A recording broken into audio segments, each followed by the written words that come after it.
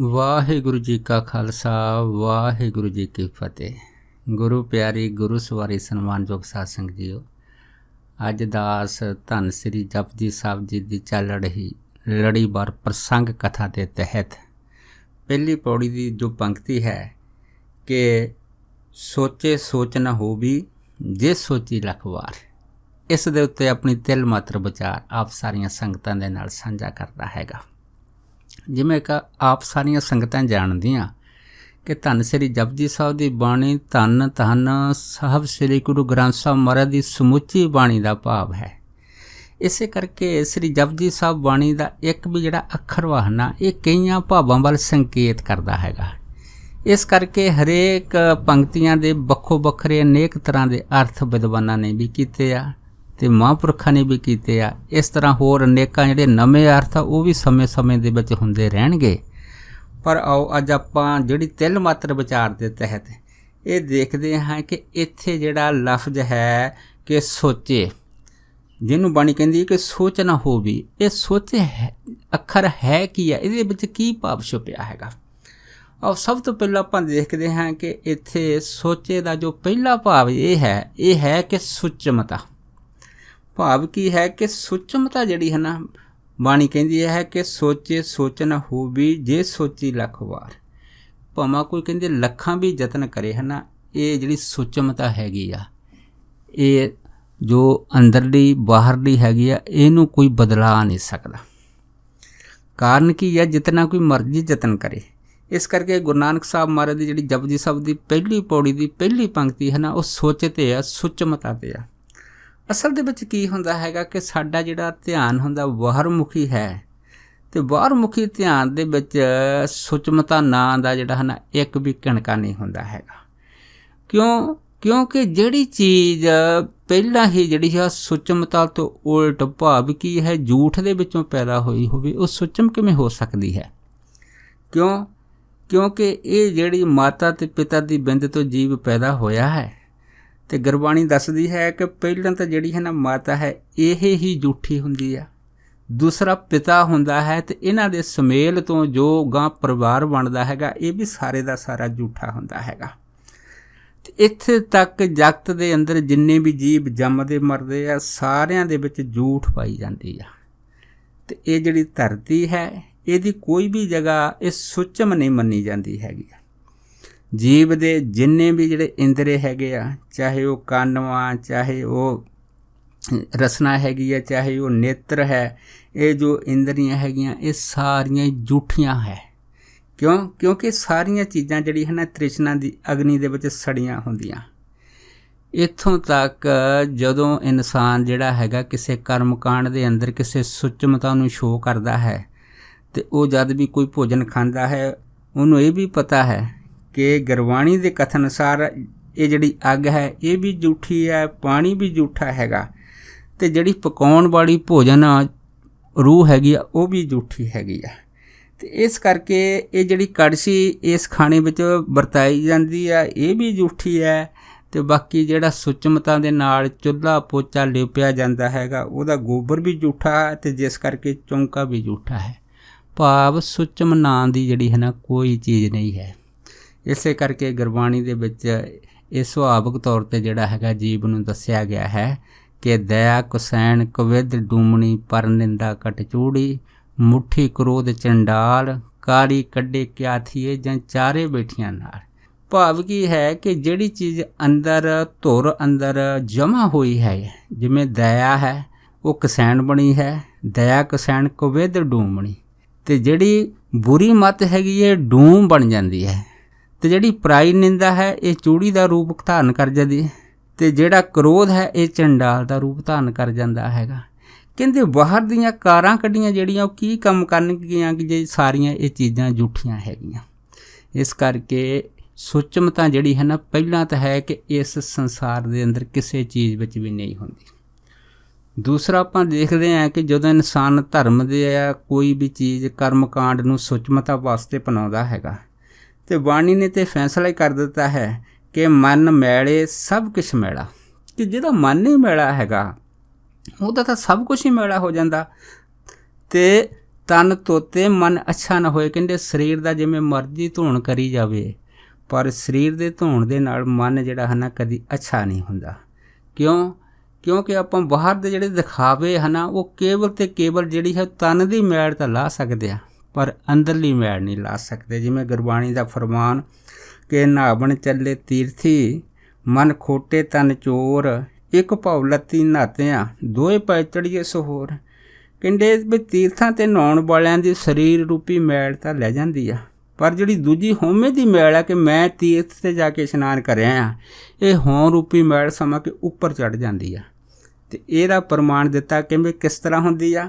ਅੱਗੇ ਫਿਰ ਬਾਣੀ ਦੱਸਦੀ ਕਹਿੰਦੇ ਬਾਹਰ ਧੋਤੀ ਤੂੰਬੜੀ, ਅੰਦਰ ਬੈਸਣ ਕੋਰ। ਜਿਵੇਂ ਜਿਹੜੀ ਤੂੰਬੜੀ ਹੈ ਅਗਰ ਉਹ ਬਾਹਰੋਂ ਉਹਨੂੰ ਇਸ਼ਨਾਨ ਕਰਾ ਲਈਏ ਤਾਂ ਧੋ ਦਈਏ, ਪਰ ਉਹਦੇ ਅੰਦਰੋਂ ਜਿਹੜੀ ਕੜੱਤਣ ਹੁੰਦੀ, ਜ਼ਹਿਰ ਹੁੰਦੀ ਹੈ ਨਾ, ਇਹ ਨਹੀਂ ਜਾਂਦੀ। ਇਸ ਕਰਕੇ ਬਾਣੀ ਨੇ ਕਿਹਾ ਕਿ ਸਾਧ ਭਲੇ ਅਨਨਾਤਿਆਂ, ਚੋਰ ਸੇ ਚੋਰਾ ਚੋਰ। ਜਿਹੜੇ ਸਾਧ ਹੁੰਦੇ ਜਿਨ੍ਹਾਂ ਨੇ ਆਪਣੇ ਮਨ ਇੰਦਰੀਆਂ ਨੂੰ ਸਾਧਿਆ ਹੁੰਦਾ ਹੈਗਾ। ਕਿਵੇਂ ਸਾਧਿਆ ਹੁੰਦਾ ਹੈਗਾ? ਵਾਹਿਗੁਰੂ ਦੇ ਭਜਨ ਸਿਮਰਨ ਦੇ ਨਾਲ। ਅਤੇ ਜਿਨ੍ਹਾਂ ਨੇ ਆਪਣੇ ਮਨ ਨੂੰ ਸਾਧਿਆ ਹੈਗਾ ਕਹਿੰਦੇ ਫਿਰ ਉਹ ਨਹਾਉਣ ਤੋਂ ਬਗੈਰ ਹੀ ਕਹਿੰਦੇ ਪਵਿੱਤਰ ਰਹਿੰਦੇ ਆ। ਪਰ ਜਿਹੜੇ ਚੋਰ ਹੁੰਦੇ ਆ ਉਹ ਜਿੰਨੇ ਭਾਵੇਂ 68 ਤੀਰਥਾਂ 'ਤੇ ਇਸ਼ਨਾਨ ਕਰੇ ਹੋਣ, ਪਰ ਫਿਰ ਵੀ ਉਹ ਚੋਰਾਂ ਦੇ ਚੋਰ ਹੀ ਰਹਿੰਦੇ ਆ। ਇਸ ਕਰਕੇ ਇਹ ਜਿਹੜੀ ਸੁਚਮਤਾ ਹੈ ਨਾ ਬਾਹਰ ਦੀ ਹੈਗੀ ਆ, ਇਹ ਕਿਸੇ ਵੀ ਤਰੀਕੇ ਦੇ ਨਾਲ ਨਹੀਂ ਲਾਈ ਜਾ ਸਕਦੀ ਹੈਗੀ ਆ। ਪਹਿਲਾਂ ਤਾਂ ਇਹ ਇੱਕ ਜਿਹੜਾ ਹੈ ਨਾ ਇਸ ਦਾ ਭਾਵ ਜਿਹੜਾ ਹੈਗਾ ਇਹ ਸਾਨੂੰ ਇਸ ਗੁਰਬਾਣੀ ਦੀ ਪੰਕਤੀ ਦੇ ਵਿੱਚੋਂ ਪ੍ਰਾਪਤ ਹੋ ਜਾਂਦਾ ਹੈ।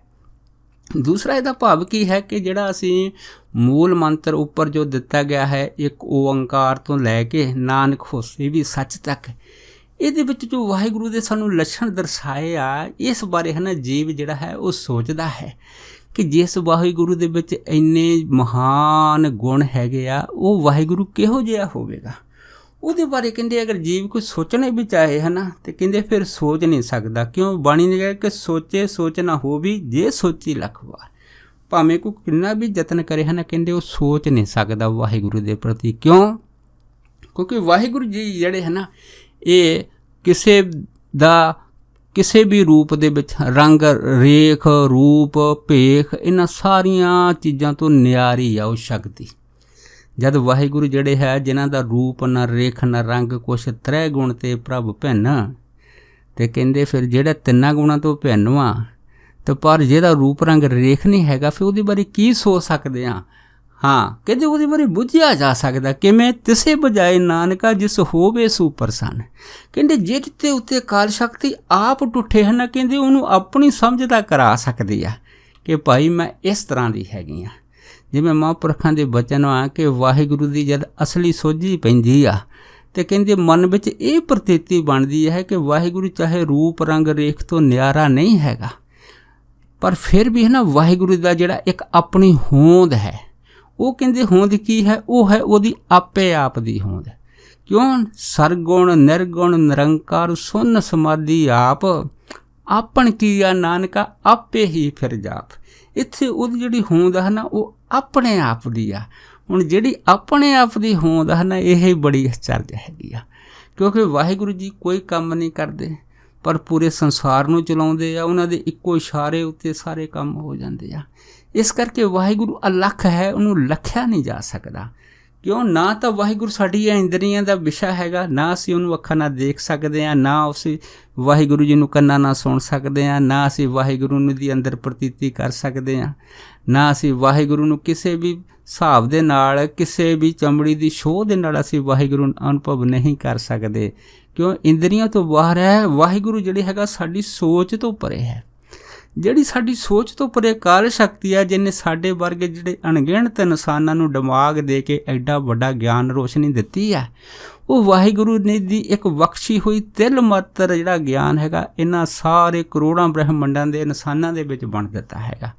ਪਰ ਵਾਹਿਗੁਰੂ ਜੀ ਅਪਰੰਪਾਰ ਹੋਣ ਦੇ ਬਾਵਜੂਦ ਵੀ ਵਾਹਿਗੁਰੂ ਜਿਹੜੇ ਹੈ ਨਾ ਇਹ ਆਪਣੇ ਆਪ ਦੇ ਵਿੱਚ ਰਹਿੰਦੇ ਆ। ਭਾਵ ਕਿ ਉਹਨਾਂ ਵਿੱਚ ਕਿਸੇ ਤਰ੍ਹਾਂ ਦਾ ਕੋਈ ਬਦਲਾਵ ਨਹੀਂ ਆਉਂਦਾ ਹੈਗਾ।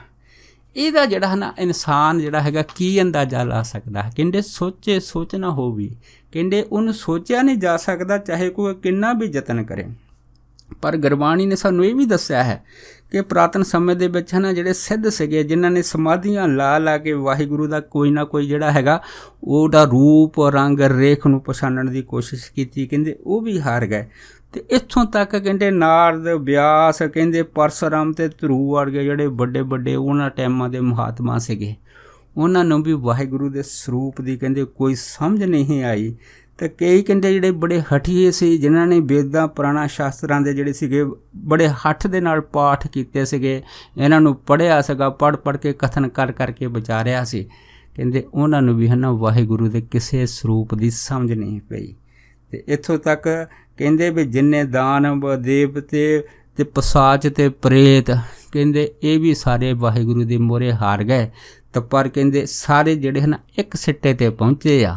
ਉਹ ਕੀ ਹੈ? ਉਹ ਹੈ ਵਾਹਿਗੁਰੂ ਦਾ ਬੇਅੰਤ, ਕਿ ਇਹ ਵਾਹਿਗੁਰੂ ਤੂੰ ਬੇਅੰਤ ਹੈ, ਬੇਅੰਤ ਹੈ, ਬੇਅੰਤ। ਬੇਅੰਤ ਦਾ ਮਤਲਬ ਹੁੰਦਾ ਹੈਗਾ ਕਿ ਜਿਹੜਾ ਅੰਤ ਕੋਈ ਨਹੀਂ, ਭਾਵ ਕਿ ਉਹਦਾ ਸਰੂਪ ਜਿਹੜਾ ਨਾ ਪਰੇ ਤੋਂ ਪਰੇ ਹੈ। ਇਸੇ ਕਰਕੇ ਨਾ ਵਾਹਿਗੁਰੂ ਜੀ ਨੂੰ ਅਸੀਂ ਅਪਰੰਪਾਰ ਕਹਿੰਦੇ ਹਾਂ ਬਾਣੀ ਦੇ ਅੰਦਰ। ਸੋ ਜਿਹੜੇ ਨਾ ਵਾਹਿਗੁਰੂ ਜੀ ਉਹ ਅਪਰੰਪਾਰ ਹੈ, ਉਹਦਾ ਸਰੂਪ ਬੇਅੰਤ ਹੈ। ਇਸੇ ਕਰਕੇ ਨਾ ਵਾਹਿਗੁਰੂ ਜੀ ਦੇ ਪ੍ਰਤੀ ਅਸੀਂ ਕੋਈ ਸੋਚ ਨਹੀਂ ਰੱਖ ਸਕਦੇ। ਕਿਉਂਕਿ ਵਾਹਿਗੁਰੂ ਜੀ ਜਦੋਂ ਕਿਸੇ ਵੀ ਇਨਸਾਨ ਨੂੰ ਆਪਣਾ ਆਪ ਬੁਝਾਉਂਦੇ ਆ, ਆਪਣੀ ਆਪ ਸੋਝੀ ਕਰਾਉਂਦੇ ਆ, ਅਤੇ ਬਾਣੀ ਕਹਿੰਦੀ ਹੈ ਕਿ ਜਿਸ ਨੂੰ ਤੂੰ ਜਣਾਏ ਸੋਈ ਜਨ ਜਾਣੇ। ਕਹਿੰਦੇ ਜਿਹਨੂੰ ਤੂੰ ਜਣਾਉਂਦਾ ਉਹ ਹੀ ਜਾਣਦਾ ਹੈਗਾ, ਅਤੇ ਹਰ ਗੁਣ ਸਦ ਹੀ ਆਖ ਵਖਾਣੇ। ਕਹਿੰਦੇ ਉਹ ਹੀ ਨਾ ਵਾਹਿਗੁਰੂ ਜੀ ਦੇ ਜਿਹੜੇ ਗੁਣ ਉਹ ਸਦਾ ਹੀ ਆਖ ਕੇ ਜਾਣੀ ਦੱਸਦਾ ਹੈਗਾ। ਸੋ ਹੁਣ ਜਿਹਨੂੰ ਜਣਾਉਂਦਾ ਹੈ ਉਹ ਇਹ ਤਾਂ ਦੱਸ ਸਕਦਾ ਹੈਗਾ ਕਿ ਵਾਹਿਗੁਰੂ ਜੀ ਦਾ ਜਿਹੜਾ ਰੂਪ ਰੰਗ ਰੇਖ ਜਾਂ ਵਾਹਿਗੁਰੂ ਦਾ ਜਿਹੜਾ ਅਨੁਭਵ ਹੈ ਨਾ, ਇਹ ਗੂੰਗੇ ਦੀ ਮਠਿਆਈ ਹੈ। ਜਿਵੇਂ ਗੂੰਗਾ ਗੁੜ ਨੂੰ ਖਾ ਲਵੇ ਤਾਂ ਗੁੜ ਦਾ ਸਵਾਦ ਨਹੀਂ ਦੱਸ ਸਕਦਾ। ਇਸੇ ਕਰਕੇ ਉਹ ਵਾਹਿਗੁਰੂ ਜੀ ਦੇ ਕਿਸੇ ਸਰੂਪ ਨੂੰ ਅਨੁਭਵ ਦੇ ਵਿੱਚ ਲਿਆਉਣ ਤੋਂ ਬਾਵਜੂਦ ਵੀ ਕਹਿੰਦੇ ਉਹਦੇ ਬਾਰੇ ਕੁਝ ਦੱਸ ਨਹੀਂ ਸਕਦੇ। ਕਿਉਂਕਿ ਇਹ ਚੀਜ਼ ਜਿਹੜੀ ਹੈ ਨਾ ਕਿਸੇ ਲਫ਼ਜ਼ ਵਿੱਚ, ਕਿਸੇ ਅੱਖਰ ਦੇ ਵਿੱਚ ਕੈਦ ਨਹੀਂ ਹੁੰਦੀ ਹੈਗੀ। ਉਹ ਵਾਹਿਗੁਰੂ ਜੀ ਹੈ ਨਾ ਅੱਖਰਾਂ ਤੋਂ ਪਰੇ ਹੈ। ਬਸ ਇੱਕੋ ਹੀ ਅੱਖਰ ਜਿਹੜਾ ਹੈ ਨਾ ਉਹਨਾਂ ਅਭਿਆਸੀਆਂ ਦੇ ਮੂੰਹੋਂ ਨਿਕਲਦਾ, ਉਹ ਹੈ ਵਾਹਿਗੁਰੂ ਜੀ ਦਾ ਰੂਪ। ਉਹ ਕੀ ਹੈ ਅੱਖਰ? ਉਹ ਹੈ ਵਾਹ। ਵਾਹ ਦਾ ਮਤਲਬ ਵਾਹਿਗੁਰੂ ਭਾਵ ਕਿ ਅਚਰਜ। ਵਾਹਿਗੁਰੂ ਜੀ ਜਿਹੜਾ ਅਚਰਜ ਹੈ, ਵਾਹ ਹੈ। ਵਾਹਿਗੁਰੂ ਜੀ ਜਿਹੜੇ ਹੈ ਨਾ ਬੰਦੇ ਦੀ ਸੋਚ ਸਮਝ ਅਕਲ ਤੋਂ ਪਰੇ। ਇਸੇ ਕਰਕੇ ਹੈ ਨਾ ਵਾਹਿਗੁਰੂ ਜੀ ਨੂੰ ਵਾਹ ਕਰਕੇ ਆਖਿਆ ਜਾਂਦਾ ਹੈਗਾ। ਇਸ ਤੋਂ ਅੱਗੇ ਹੈ ਨਾ ਜਿਹੜਾ ਇੱਕ ਸੋਚੇ ਦਾ ਜੋ ਸਰੂਪ ਹੈ ਉਹ ਹੈ ਕਿ ਸੋਚੇ ਸੋਚ ਨਾ ਹੋਵੀ ਜੇ ਸੋਚੀ ਲੱਖ ਵਾਰ।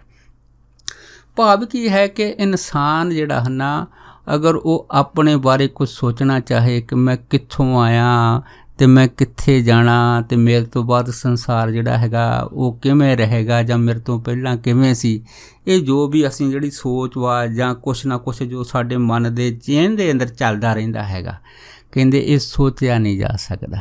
ਜਿਵੇਂ ਕਹਿੰਦੇ ਕੋਈ ਪਿਆਸਾ ਹੋਵੇ, ਉਹ ਨਦੀ 'ਤੇ ਜਾਵੇ, ਜੇ ਉਹ ਨਦੀ ਦੇ ਬਾਰੇ ਸੋਚੇ ਕਿ ਇਹ ਨਦੀ ਕਿੱਥੋਂ ਆਈ ਆ, ਕਿੰਨੀ ਡੂੰਘੀ ਆ, ਕਿੱਥੇ ਜਾ ਕੇ ਮਿਲਦੀ ਆ, ਇਹ ਪਹਿਲਾਂ ਕਿੱਥੇ ਸੀਗੀ ਅਤੇ ਮੈਂ ਜਦੋਂ ਸੰਸਾਰ ਤੋਂ ਚਲਾ ਜਾਵਾਂਗਾ ਫਿਰ ਇਹਦਾ ਪਾਣੀ ਕਿੱਥੇ ਹੋਵੇਗਾ। ਜਦ ਕਹਿੰਦੇ ਇੱਦਾਂ ਦੇ ਸਵਾਲਾਂ ਵਿੱਚ ਕੋਈ ਉਲਝਵੇ ਤਾਂ ਕਹਿੰਦੇ ਫਿਰ ਉਹ ਆਪਣੀ ਪਿਆਸ ਨਹੀਂ ਮਿਟਾ ਸਕਦਾ। ਭਾਵ ਕੀ ਹੈ ਕਿ ਹਰੇਕ ਕੋਈ ਇਨਸਾਨ ਜਿਹੜਾ ਹੈ ਨਾ ਕਹਿੰਦੇ ਉਹ ਆਪਣੇ ਬਾਰੇ ਅਗਰ ਸੋਚਣਾ ਚਾਹੇ ਤਾਂ ਕਹਿੰਦੇ ਫਿਰ ਉਹ ਸੋਚ ਨਹੀਂ ਸਕਦਾ ਹੈਗਾ। ਕਿਉਂਕਿ ਉਹਦਾ ਜਿਹੜਾ ਸੋਚਣਾ ਹੈ ਨਾ ਅਸਲ ਦੇ ਵਿੱਚ ਕੀ ਹੁੰਦਾ ਇਨਸਾਨ ਦਾ ਅਸਲ ਵਿੱਚ ਕੀ ਸੋਚਣਾ ਹੁੰਦਾ, ਉਹ ਇਹ ਸੋਚਦਾ ਹੈਗਾ ਕਿ ਉਹਨੂੰ ਹੈ ਨਾ ਵੱਧ ਤੋਂ ਵੱਧ ਸੁੱਖ ਚਾਹੀਦੇ ਆ। ਬਸ ਉਹ ਸੁੱਖਾਂ ਦੀ ਹੈ ਨਾ ਦੌੜ ਦੇ ਵਿੱਚ ਕੋਈ ਨਾ ਕੋਈ ਵਿਉਂਤਬੰਦੀਆਂ ਜਿਹੜਾ ਉਹ ਸੋਚਦਾ ਰਹਿੰਦਾ ਹੈਗਾ। ਪਰ ਅਸਲ ਦੇ ਵਿੱਚ ਕੀ ਹੈ ਕਿ ਬਾਣੀ ਨੇ ਸਾਨੂੰ ਦੱਸਿਆ ਹੈਗਾ ਕਿ ਬੰਦੇ ਦੀਆਂ ਜਿਹੜੀਆਂ ਕੋਸ਼ਿਸ਼ਾਂ ਹਨ ਕਹਿੰਦੇ ਉਹ ਕੁਛ ਨਹੀਂ ਕਰ ਸਕਦੀਆਂ, ਚਾਹੇ ਉਹ ਲੱਖ ਯਤਨ ਕਰੇ ਆਪਣੇ ਜੀਵਨ ਨੂੰ ਸੁਖੀ ਬਣਾਉਣ ਵਾਸਤੇ। ਜਿਵੇਂ ਗੁਰਬਾਣੀ ਦਾ ਫਰਮਾਨ ਹੈ ਕਿ ਕਬੀਰ ਕਾਰਨ ਬੱਪੜਾ ਕਿਆ ਕਰੇ, ਜਿਉਂ ਰਾਮ ਨਾ ਕਰੇ ਸਹਾਏ, ਜੈ ਡਾਲੀ ਭਗਤ ਰਸੋਈ ਮੁਰ ਜਾਏ। ਕਹਿੰਦੇ ਕਾਰਨ ਕੋਸ਼ਿਸ਼ ਕੀ ਕਹਿੰਦੇ ਕਰ ਸਕਦੀ ਜੇ ਵਾਹਿਗੁਰੂ ਜਿਹੜਾ ਹੈ ਵਿੱਚ ਤੁਹਾਡੀ ਸਹਾਇਤਾ ਨਹੀਂ ਕਰਦਾ ਹੈਗਾ। ਇਸ ਕਰਕੇ ਕਿਸੇ ਵੀ ਸੋਚ ਦੇ ਵਿੱਚ, ਕਿਸੇ ਵੀ ਕੋਸ਼ਿਸ਼ ਦੇ ਵਿੱਚ ਕਹਿੰਦੇ ਆਦਮੀ ਸਫਲ ਹੈਗਾ ਜਦ ਤੱਕ ਉਹ ਵਾਹਿਗੁਰੂ ਜੀ ਦਾ ਸਹਾਰਾ ਜਿਹੜਾ ਹੈ ਨਾ ਆਪਣੇ ਦੇ ਨਾਲ ਨਹੀਂ ਜੋੜਦਾ ਹੈਗਾ। ਤਾਂ ਪਰ ਅਗਰ ਇਨਸਾਨ ਜਿਹੜਾ ਉਹ ਆਪਣੇ ਯਤਨ ਕਰੇ ਸੁੱਖਾਂ ਦੇ ਵਾਸਤੇ ਕਿਸੇ ਵੀ ਤਰੀਕੇ ਦੇ ਨਾਲ, ਤਾਂ ਬਾਣੀ ਜਿਹੜੀ ਉਹ ਦੱਸਦੀ ਆ ਕਿ ਸੁੱਖ ਜਿਹੜਾ ਹੈ ਨਾ ਅਗਰ ਕੋਈ ਬਹੁਤ ਦੇਸ਼ ਕਮਾ ਲਵੇ ਅਤੇ ਬੜਾ ਪੈਸਾ ਧਨ ਇਕੱਠਾ ਕਰ ਲਵੇ, ਕਹਿੰਦੇ ਸੁੱਖ ਉਹਦੇ ਵਿੱਚ ਵੀ ਨਹੀਂ ਮਿਲਦਾ ਇਨਸਾਨ ਨੂੰ। ਤੇ ਅਗਰ ਉਹ ਦੁਨੀਆ ਦੇ ਖੇਡ ਤਮਾਸ਼ੇ ਦੇਖੇ, ਕਹਿੰਦੇ ਬੜਾ ਕੁਛ ਦੇਖੇ, ਉਹਦੇ ਵਿੱਚ ਵੀ ਸੁੱਖ ਨਹੀਂ ਹੈ।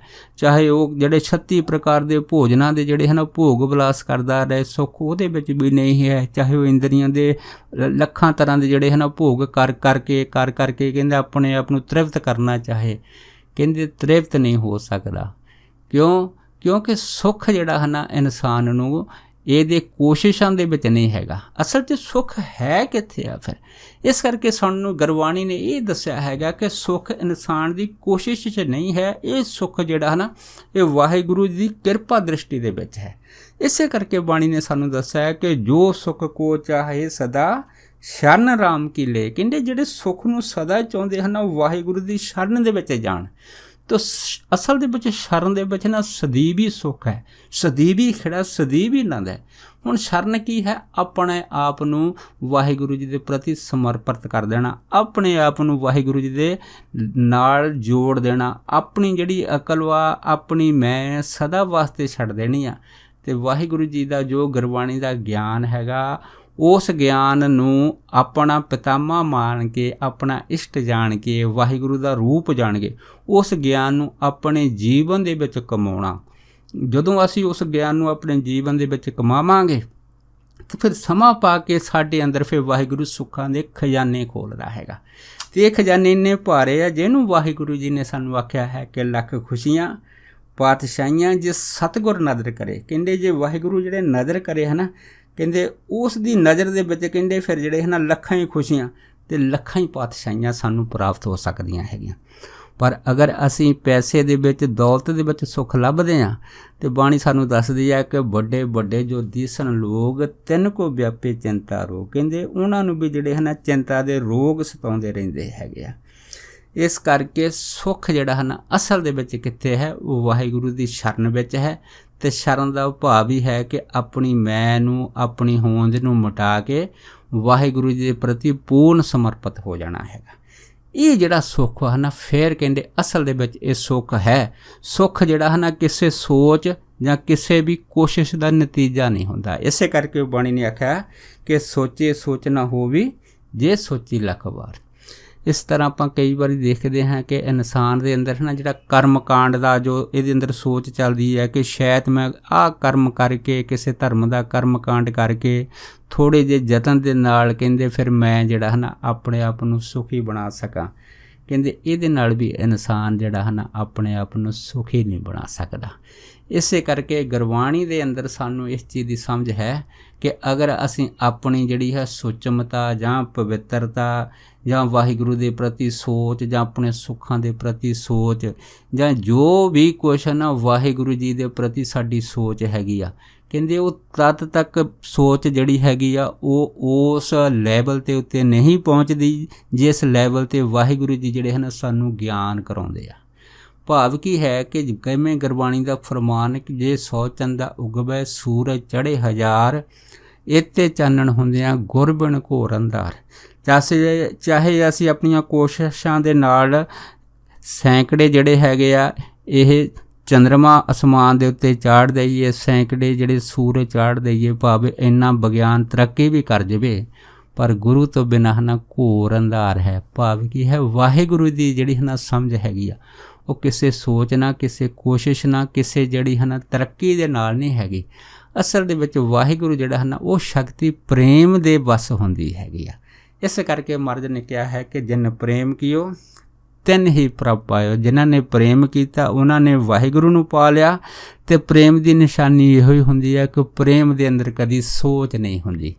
ਪ੍ਰੇਮ ਦੇ ਅੰਦਰ ਕੇਵਲ ਅਤੇ ਕੇਵਲ ਪੂਰਨ ਜਿਹੜਾ ਹੈ ਨਾ ਆਨੰਦ ਹੁੰਦਾ, ਪੂਰਨ ਠਹਿਰਾਓ ਹੁੰਦਾ, ਪੂਰਨ ਸਹਿਜ ਹੁੰਦਾ, ਪੂਰਨ ਮਸਤੀ ਹੁੰਦੀ ਆ, ਪੂਰਨ ਸ਼ਾਂਤੀ ਹੁੰਦੀ ਆ ਅਤੇ ਪੂਰਨ ਨਿਰਭੈਤਾ ਹੁੰਦੀ ਆ।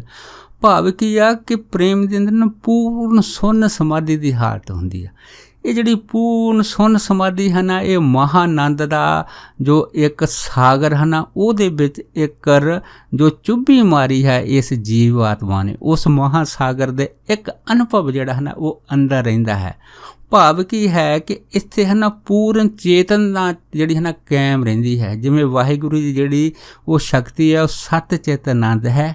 ਇਸ ਕਰਕੇ ਵਾਹਿਗੁਰੂ ਜੀ ਦੇ ਨਾਲ ਜੁੜਨ ਵਾਲੀ ਆਤਮਾ ਵੀ ਸਮਾਂ ਪਾ ਕੇ ਸਤ ਚਿਤ ਆਨੰਦ ਹੋ ਜਾਂਦੀ, ਭਾਵ ਕਿ ਉਸੇ ਹੀ ਪਰਮੇਸ਼ਰ ਦਾ ਰੂਪ ਹੋ ਜਾਂਦੀ ਆ। ਅਤੇ ਇਹੋ ਹੀ ਉਹਦੀ ਮੰਜ਼ਿਲ ਹੈਗੀ ਆ। ਅਤੇ ਜੇ ਉਹ ਇਨਸਾਨ ਜਿਹੜਾ ਹੈ ਨਾ ਆਪਣੀ ਸੋਚ ਤਜਵੀਜ਼ ਦੇ ਨਾਲ ਕਿਸੇ ਵੀ ਤਰ੍ਹਾਂ ਉਹ ਵਾਹਿਗੁਰੂ ਦੀ ਜੇ ਅਗਰ ਕੋਈ ਬਾਹਰਲੀ ਕਿਸੇ ਸੋਚ ਦੇ ਹਿਸਾਬ ਦੇ ਨਾਲ ਅਗਰ ਉਹ ਪੂਜਾ ਵੀ ਕਰੇ ਤਾਂ ਸਾਨੂੰ ਇੱਕ ਨਹੀਂ ਅਨੇਕਾਂ ਸ਼ਬਦ ਇਸ ਵੱਲ ਸਾਨੂੰ ਇਸ਼ਾਰਾ ਕਰਦੇ ਆ ਕਿ ਅਗਰ ਅਸੀਂ ਵਾਹਿਗੁਰੂ ਦੀ ਪੂਜਾ ਜਿਹੜੀ ਆ ਅਗਰ ਆਪਾਂ ਫੁੱਲ ਰੱਖ ਕੇ ਕਰ ਦਿੰਦੇ ਹਾਂ ਅਤੇ ਬਾਣੀ ਕਹਿੰਦੀ ਹੈ ਕਿ ਉਸ ਫੁੱਲ ਜਿਹੜਾ ਉਹਦੇ ਵਿੱਚ ਵੀ ਝੂਠ ਹੈ, ਉਹਦੇ ਵਿੱਚ ਵੀ ਸੁਚਮਤਾ ਨਹੀਂ, ਕਿ ਫੁੱਲ ਨੂੰ ਜਿਹੜੇ ਭੋਰੇ ਹੈ ਇਹ ਸੁੰਘ ਕੇ ਚਲੇ ਗਏ ਹੈਗੇ ਆ। ਇਸ ਤਰ੍ਹਾਂ ਜਿਹੜਾ ਪਾਣੀ ਆਪਾਂ ਵਰਤਦੇ ਹਾਂ, ਜੋ ਜਲ ਲੈਂਦੇ ਹਾਂ ਪੂਜਾ ਦੇ ਵਿੱਚ ਵੀ ਕਹਿੰਦੇ ਪਾਣੀ 'ਚ ਸੁਚਮਤਾ ਨਹੀਂ, ਕਿਉਂਕਿ 42 ਲੱਖ ਜੀਵ ਇਹ ਜਲ ਦੇ ਅੰਦਰ ਵੀ ਹੁੰਦੇ ਆ।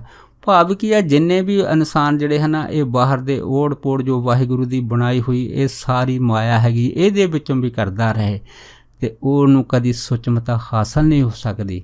ਅਸਲ ਸੁਚਮਤਾ ਜਿਹੜੀ ਹੈ ਨਾ ਆਪਣੀ ਮੈਂ ਨੂੰ ਮਿਟਾ ਕੇ ਤੂੰ ਦੇ ਵਿੱਚ ਪ੍ਰਵੇਸ਼ ਹੈ, ਅਤੇ ਜਿੱਥੇ ਤੂੰ ਹੈ ਨਾ ਉੱਥੇ ਅਸਲ ਦੇ ਵਿੱਚ ਮੇਨ ਸੁਚਮਤਾ ਹੈਗੀ ਆ। ਇਸੇ ਕਰਕੇ ਹੈ ਨਾ ਸਾਨੂੰ ਇਹ ਗੁਰਬਾਣੀ ਨੇ ਜਿਹੜਾ ਹੈ ਇਹ ਸਾਨੂੰ ਦੱਸਿਆ ਹੈਗਾ ਕਿ ਅਗਰ ਕੋਈ ਇਨਸਾਨ ਜਿਹੜਾ ਹੈ ਨਾ ਕਹਿੰਦੇ ਤੀਰਥਾਂ 'ਤੇ ਇਸ਼ਨਾਨ ਵੀ ਕਰੇ, ਜੋ ਮਰਜ਼ੀ ਕਰ ਲਵੇ, ਉਹਦੀ ਜਿਹੜੀ ਹੈ ਨਾ ਮੈਲ ਕਦੀ ਨਹੀਂ ਜਾ ਸਕਦੀ। ਕਿਉਂਕਿ ਮੈਲ ਉਹਦੀ ਕੇਵਲ ਅਤੇ ਕੇਵਲ ਉਦੋਂ ਹੀ ਜਾਂਦੀ ਆ ਜਦੋਂ ਉਹਦੇ ਮਨ ਦੇ ਉੱਤੇ ਨਾਮ ਦੀ ਰੰਗਤ ਚੜ੍ਹਦੀ ਆ, ਬਾਣੀ ਦੀ ਰੰਗਤ ਚੜ੍ਹਦੀ ਆ। ਅਤੇ ਜਦੋਂ ਬਾਣੀ ਦੀ ਜਿਉਂ ਰੰਗਤ ਚੜ੍ਹਦੀ ਆ ਤਿਉਂ ਤੋਂ ਫਿਰ ਉਹਦੀ ਮੈਲ ਕੱਟੀ ਜਾਂਦੀ ਆ। ਫਿਰ ਹੌਲੀ ਹੌਲੀ ਇਹ ਜਿਹੜਾ ਮਨ ਹੈ ਜਿਉਂ ਸ਼ਵਸ਼ ਹੁੰਦਾ ਹੈਗਾ ਅਤੇ ਇਹ ਸਾਫ਼ ਹੋਣ ਲੱਗ ਪੈਂਦਾ ਹੈ।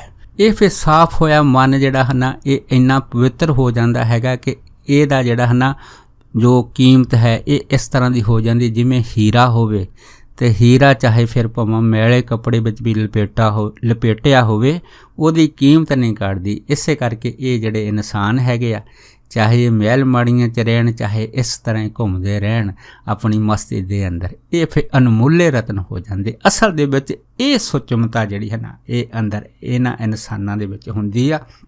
ਇਸ ਕਰਕੇ ਇਹ ਜਿਹੜੇ ਇਨਸਾਨ ਆ ਬਿਲਕੁਲ ਪੂਰਨ ਨਿਰਮਲ ਹੁੰਦੇ ਆ, ਪੂਰਨ ਸ਼ੁੱਧ ਹੁੰਦੇ ਆ, ਪੂਰਨ ਸਾਫ਼ ਹੁੰਦੇ ਆ, ਅਤੇ ਇਹਨਾਂ ਦੇ ਉੱਤੇ ਪੂਰੀ ਹੀ ਕਿਰਪਾ ਪਰਮੇਸ਼ਰ ਦੀ ਰਹਿੰਦੀ ਹੈ। ਸੋ ਇੰਨੇ ਬਚਨ ਕਰਦਾ ਹੋਇਆ ਦਾਸ ਖਿਮਾ ਦਾ ਜਾਚਕ ਹੈ ਜੀ। ਹੋਈਆਂ ਭੁੱਲਾਂ ਚੁੱਕਾਂ ਦੀ ਖਿਮਾ ਬਖਸ਼ਣੀ। ਸੋ ਫਤਿਹ ਬੁਲਾਓ ਜੀ। ਵਾਹਿਗੁਰੂ ਜੀ ਕਾ ਖਾਲਸਾ, ਵਾਹਿਗੁਰੂ ਜੀ ਕੀ ਫਤਿਹ।